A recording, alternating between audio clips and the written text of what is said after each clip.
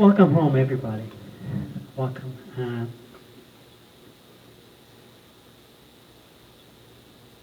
Like I said earlier, this is a very special evening for me. I'm not just honoring a light worker.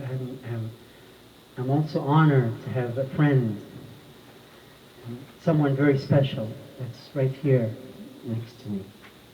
A true healer, very powerful example of growth and selfless service, and believing in making a difference in this world. So, Paul, I really admire and appreciate your courage. And I appreciate that you're here with us tonight. And thank you. And there are a lot of people that know you. You can go on Facebook and you can find out who Paul Donahue is. Who's Paul? You can look on YouTube and you can see your tapes and some of your work and some of your music and some of the things that you do. You can go on some hotlines and websites and you can trace you down to the helpline and those phone meetings that you do to help people around the world. And now with the information age that we have, the digital age, it's easy to find a lot of information about people. What I would like to know, what I would like you to share with us today is not what's about Paul. It's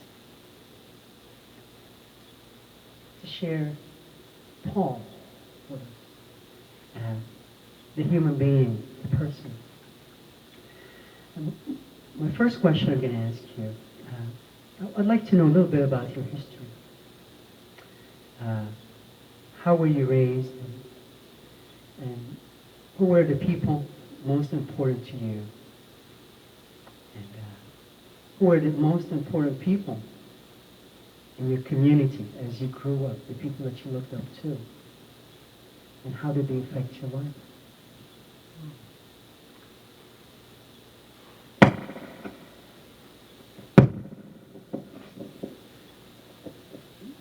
First, I want to say thank you for inviting me and honoring me as a healer.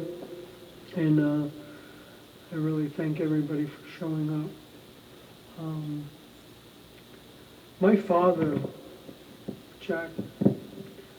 John Donahue, was a powerful influence in my life. I remember going to the beach with my father many a times as a child after he had worked a hard day, and he'd just want to go and enjoy the surf. And as one of my brothers calls the ocean, it's God's office, God's living room.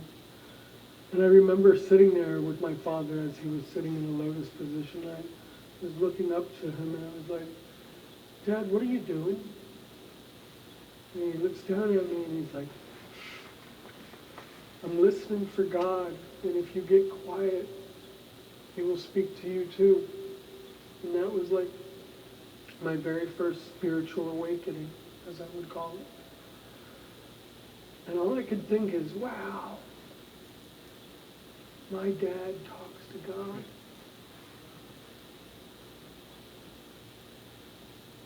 I don't know why I'm still here.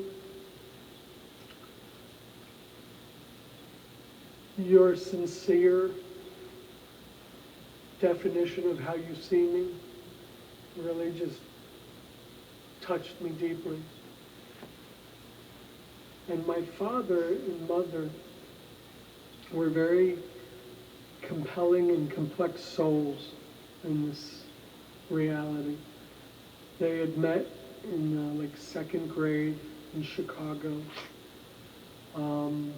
They had endured lots of chaoses with their young relationship, At 16, my mother had been pregnant with their first child, and they hadn't even gotten married. And being very staunch Catholics, my grandparents, they immediately got married before the baby came into the world. These are things that I never even knew about my parents until after my mother had passed away. And my mother and father both had major drinking problems. They enjoyed the liquor too much. And my father would harm my mother. He would be brutal with her. They ended up having 11 children over a 17-year period, and I'm the last of the 11. And when you speak of the 11-11 date, I start to wonder. And today I actually watched a movie called The Big Empty. It's a spiritual movie, and it's all about 11-11. And it was kind of scary to hear you say that again today. And so, when I think of the complexity of my childhood, it was quite insane.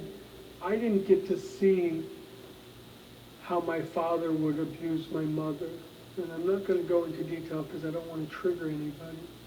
But it was quite horrendous. And they divorced when I was 3 years old. My mother had already been sober 3 years, and it took my father 3 years to get sober after I was born.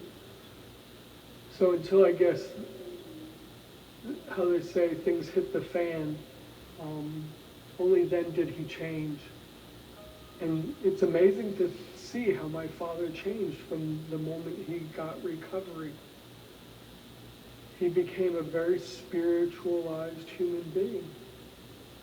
He became so less selfish and self-centered that it was just mind-boggling, I'm sure, for my other siblings to watch, because half of us experienced the dark side of my father and the other half experienced the light side of my father. I just know that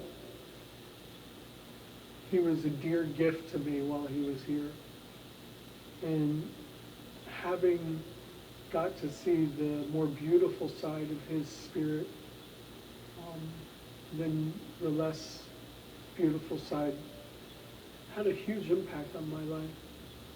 I could tell my father almost anything that was going on with him. And he loved me regardless. He may not have agreed with everything that came out of Paul's mouth, but he definitely he was a light worker too. He really was, in the end of his life. When it comes to my siblings, there's a lot of dysfunction there because of falling from that tree. You know, the apple doesn't fall far from the tree. Some of my siblings have ended up in recovery, 12-step recovery, and others haven't. And the essence of our relations today as siblings, I detach with love. I wish them the best. I don't feel like I necessarily ever have to be in another photograph with them. I don't necessarily reach out to them unless they reach out to me. I do give them the respect of at least, you know, a call back, or if I feel like I'm in the mood to speak to them, I will answer the phone. So I'm learning what healthy boundaries are. That's something I didn't have in my childhood. There was a lot of physical abuse from my siblings. There was sexual abuse from my siblings, whether it was male or female. And I don't know if those dynamics come from that history of the family, but I would say it does. You know, those are facts that are very hard to swallow, but I'm dealing with them. And I would say that's where that is. Thank you. You mentioned something about how at one point your father was, you looked up at him, he was introduced you to spirituality, the ocean, and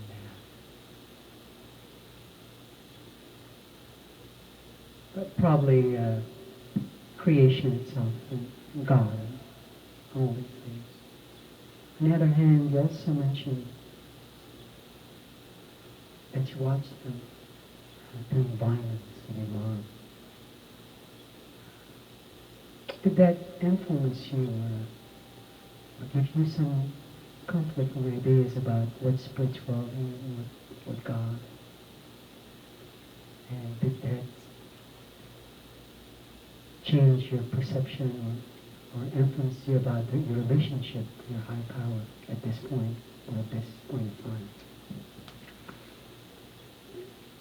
When I think of how my parents affected my spiritual life, my father obviously had a great impact. I don't think my father ever said anything unkind about anybody, ever. And I believe that some of us are brought into this world and we're like told, we're going to teach you to be a racist and a bigot. We're going to teach you to get a piece of the American pie at all costs. And that's where my mother came from, that kind of aspect.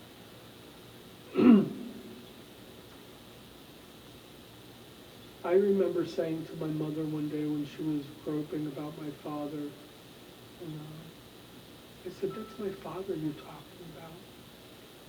And it really had an impact because she just couldn't believe that her youngest son was calling her on her stuff. And I think in that instance, she probably saw me as possibly a threat, or as possibly someone who's got something to give back to the world. Because when a child, I guess, finally speaks up and they find their individuality, that is the essence of God coming through. I think that's God protecting the child from any more harm, hopefully. I've had numerous spiritual awakenings, emotional awakenings in my recovery, and when I think of how my father would take me to meditations and show me what it means to be present in myself, that was something my mother never was capable of doing.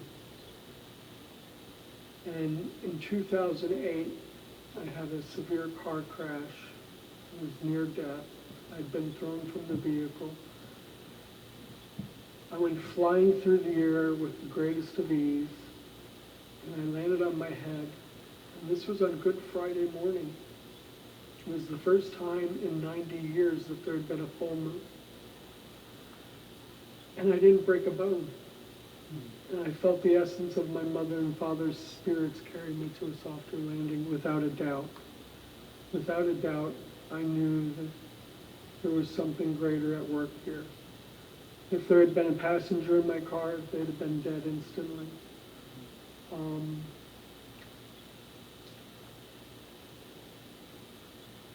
Being released from the hospital 3 days later on Easter Sunday, I know this sounds crazy, but in a way there's a divinity to it.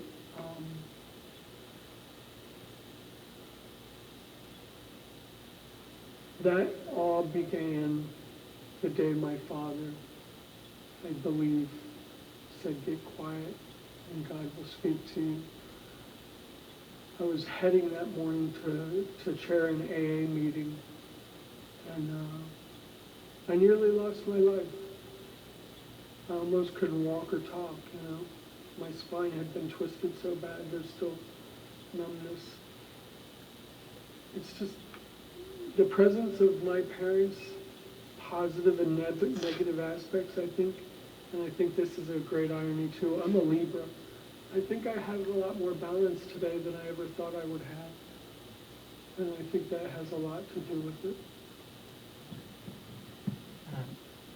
We all, as we grow, as when we were children, growing up, we had dreams and we had hopes and we had visions and we had expectations about growing up and what we wanted to be and how would life be like. And my question to you is, well, your vision as you were a child, what did you want to be when you grew up? What were you thinking about? How would life be like for you? Hmm.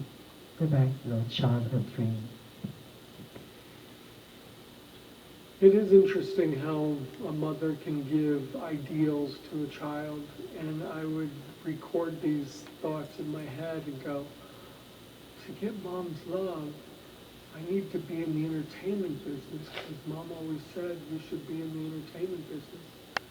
And lo and behold, I ended up in the entertainment business, lo and behold, um, as a producer. And as a young boy, I never thought of my life as a circus. And this actually just came to me today because I was thinking about what would I be sharing this evening. My childhood was a circus constantly. Whether it was danger and bewilderment, there was also joy and excitement. You know, there was many moments, even with my mother, that I can remember that, you know, there was kindness and tenderness, but for some reason, negative outweighs. But through my healing, I think this is all due to the 12 steps of recovery. And I know that someone said this on the television one day. Dr. Schuler said it at the Crystal Cathedral. He said, you know, the 12 steps of Alcoholics Anonymous is the greatest medicine ever given to mankind. And it has been divine for me to take a look at my life through the steps, especially my childhood, because everything is rooted in my childhood. That's where I learned to behave. That's where I learned to have relationships. That's where I learned to, you know, become who I became, which I can tell you wasn't a very nice person in my 20s and 30s. I was very much a very selfish, self-centered person who only thought about money. Greed was the greatest character defect I could see in my step work. And so when I look at my childhood, and this is going to sound really crazy, but this is the way it played out. I used to build tree forts and have little wars with friends in the tree forts from tree to tree. And one day, one of my friends and I we were going through the local neighborhood garbage cans. We would go to these big dumpsters looking for things to bring back to our tree forts. And I found an envelope with 60 some odd dollars in it. And I immediately was like, it's mine, you know? And I wasn't going to share it with that person. And I still feel guilty for that today. But you know what? I went running home like I was the richest man in the world. And I know that stems from the essence of what I was taught as a child. So I'm learning to heal these things. When did you first realize that, or you told yourself that, I really want to help other people. I want to make a difference in this world. You know, we stood at the turning point asking for his care and protection with complete abandonment. That was when I bottomed out. I ended up in a psych ward voluntarily in January 1999, and I wanted to commit a homicide against a business partner that had financially, once again, harmed me. And but for the grace of my higher power, God, I was able to really find the fact that this was not about money. This life that I am living is about being gentle, being kind, and caring to other people. And thank God society has places for people like me at that time to go to. And so God reached out to me at that point and said, Paul, do you want to live or do you want to die? Because I know that that's where I was heading. I was heading to an early death. And one of the things I hadn't shared previously, that I was actually born with a defective heart. I had open heart surgery at a very young age. I nearly died of a heart attack at age 11. I became HIV infected at 24. And for the last 20 years, I've been diligent about keeping myself alive. And through this process of having had this nervous breakdown 12 years ago, I have completely come, as far as I know at this point, almost full circle. I feel like I am being restored to that little precious boy that I once was when I came into the world, but I'm also growing up into the man I think my God always envisioned of me.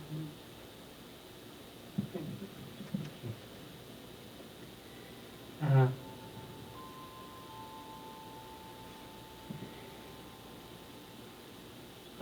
I know that you get your spirituality from different sources, from your own beliefs, childhood beliefs, from 12-step programs.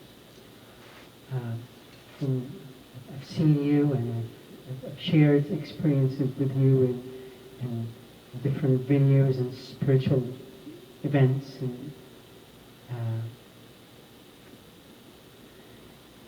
And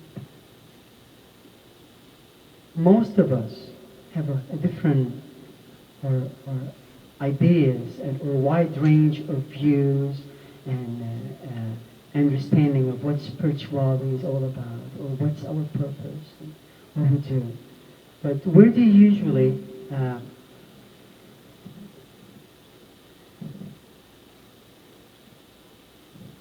what's the current focus of your work? What do you think that your spirituality is heading today, and what's your understanding of the spirituality at this point in time? In my career as a show producer, I was producing things like Cirque du Soleil, very avant-garde circus shows. And one day I had to write this musical, and these songs just came to me. And there's CDs up there for anybody who would like one. And I wrote 4 songs for this show, and one of the songs that came to my being as I had sat at my computer, I said, God, please just give me whatever it is you want me to know or to express or show others. And life is an illusion came to mind. And I just sat there and started typing out, and they stick with me, and it is, life is an illusion, it is what you make of it that counts. It is like an infinite bubble with a finite bounce. The whole universe exists within it, a finite count. So spread your wings because time is running out. The essence of truth is within. Go on, look inside as far as the eye can see, and what you will find is that the truth will always set you free. My journey right here and now is all about finding that truth. My truth may be different from your truth because it's all a different perspective. Just as you see me differently right now, I see you all differently right now. As a child, I didn't know to look at life through different viewpoints. And in spirituality, it starts with the man in the mirror. If I don't learn to love that guy looking back at me in the mirror, how will I ever love any of you? I've come to know one of the greatest truths of my own understanding. And a lot of you have heard me say this probably a gazillion times. The names and faces change, but the stories, the patterns, the bowl stays the same until I changed, not you. I had to be the one that was willing to change. I had to look at not only the bad, the ugly, but also the beautiful and the joy that brought my life to where I am at this very moment. There will never, ever be another moment like this for any of us. And so this is sacred. This is sacred. 5 minutes from now, I could fall over dead because of my defective heart. And the only thing I could imagine is, did I really live my life the way I wanted to live it? Did I really learn not to harm or be that greedy, selfish, self-centered person? And today I can say I'm learning, just for right now. I'm doing a pretty good job. Thank you. Speaking of today, when you look around you, look at the world around you, what kind of challenges do you see that we're having today in this world, today's world? What kind of challenges do you see that people are having in this world today? I think the greatest problem the world really suffers from is denial. I think denial is the greatest disease of them all. That uncomfortableness with not only our own souls, but each other's souls. Gotta be, gotta do, gotta go, gotta have, gotta consume, gotta suck Mother Earth dry of every resource that she has. And here we have global warming. Here in this country alone, of the United States of America, the land of the free, they say we use up 60% of the world's resources, but we also throw away almost 30%. And that just staggers my mind. It really, really saddens me. And I'm not perfect at any of this. This is all about progress. This is all about becoming aware and knowing that my place in the world has a big effect on the bigger picture.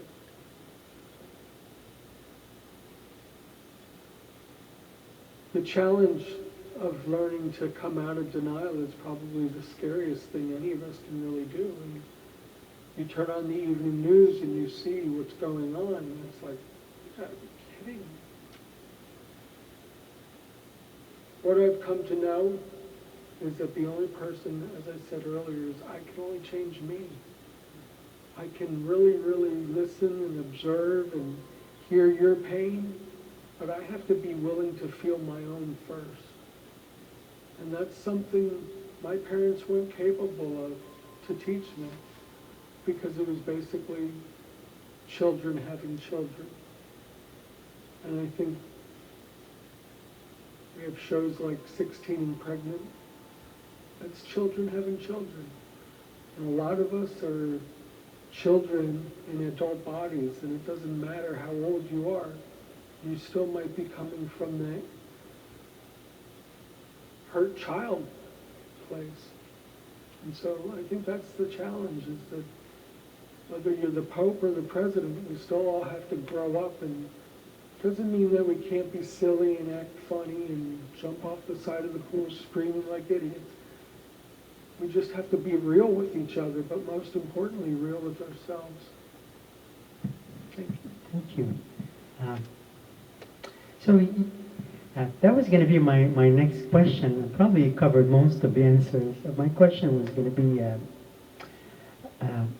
about your vision of a Karmageddon, of that shift for yourself and for society and for the world at large. I probably answered most of that stuff, but you can elaborate a little bit if you like. I'm never one for lost words. They love you. You know, it's like that Brett commercial. She tells someone, she tells someone, and so on and so on and so on. And it just becomes a force. You know, when we drop a pebble into a pond, there's a ripple effect. And you have had a ripple effect on my life, just as my father had an effect on my life.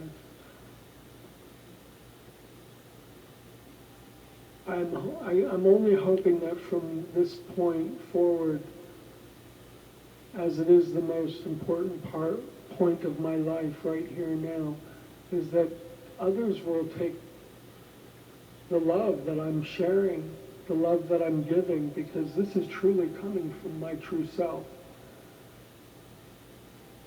And they just continue, you know, with that love and share it with other people.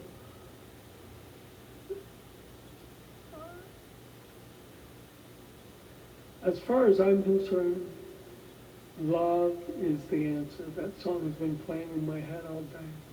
And when I have experienced these near-death things in my life, I know that we all return to this great ether of love. When we're in relationships with each other, it's a different kind of love. But if God or the great creator or whoever manifested all this, if he could really express his love to you in the here and now, you would probably implode. You would probably just not be able to comprehend it because the love is just so vast and beautiful and immense. It's just crazy. And so I hope that, you know, this world does come to a place in its reckoning and it starts to heal, you know. I really hope that it starts to heal before it gets worse. Because it is getting bad. It's not getting better at the present moment. And you did comment on how there are a lot of great souls in the world and there's a lot of great healing going on in the world. And there is. I just hope, I really just hope that things get better. Thank you. I know that things are getting better. Just looking at you and looking at the people around me, I know that things are getting better. I have an 8-week-old son, and I know he's in a safe place just by looking around me. Things are getting better. I believe in the Karmageddon. I believe that the world is changing to the better. It's getting better and better every day. I'd like to know if you are you still in the music business, or you put that aside for now? No, I was, I guess in a way, very fortunate to have had a responsible accountant that paid my bills and my taxes when I was in show business, entertainment business. And having had a defective heart and this immune system issue, I was able to go into retirement at a very young age, at 33. And disability and the idea of the word disability is looked at in a very negative light in our world. But I've tried to see that my life has meaning and that I am not disabled. I was told that I had learning disabilities at a very young age, and it was probably just due to the fact that there was a lot of chaos in my family. But when I graduated high school, I actually ended up being in the top 25% of my school, where I always thought I was the most illiterate. And so more will be revealed as I progress through this thing called life. And to say that I'm retired or that I'm disabled, on paper that is a fact. But in my presence, it isn't. And I think that's what being a light worker or a healer or someone who wants better for the world. You know, I can either pick up the pieces and make something good out of it, like you said, the pearl, or I can sit and mope. So what is it like for you? Tell me a typical day of your life. How do you juggle all these things? Your personal life. I know that you are in a committed, loving relationship, and your partner's right here in the audience, and I know you love your dog, you love your pool, you love your garden, you love your friends, you love your meetings, and you do a lot of service. You do a lot of things for yourself, healing stuff. I just would like to hear